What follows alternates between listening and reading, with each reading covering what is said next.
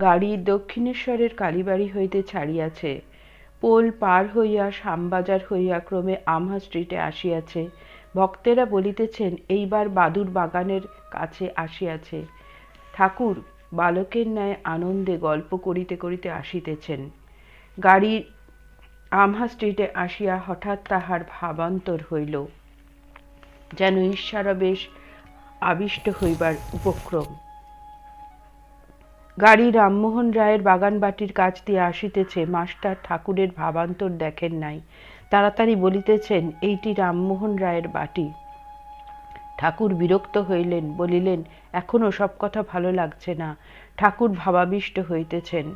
বিদ্যাসাগরের বাটির সম্মুখে গাড়ি দাঁড়াইল। গৃহটি দ্বিতল, ইংরাজ পছন্দ। জায়গার মাঝখানে বাটি ও জায়গার চতুর্দিকে প্রাচীর। বাড়ির পশ্চিম ধারে সদর দরজা ও ফটক, ফটকটি দ্বারের দক্ষিণ দিকে। পশ্চিমের প্রাচীর ও গৃহের দ্বিতল, গৃহের মধ্যবর্তী স্থানে মাঝে মাঝে পুষ্প বৃক্ষ। পশ্চিম দিকের নিচের ঘর হইয়া সিঁড়ি দিয়া উঠিতে হয়। উপরে বিদ্যাসাগর থাকেন। সিঁড়ি দিয়া উঠিয়াই উত্তরে একটি কামরা, তাহার পূর্ব দিকে হল ঘর।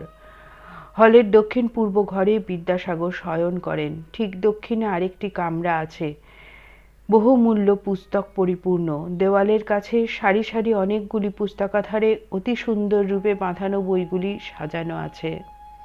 এরপর আগামী পর্বে। জয় ঠাকুর।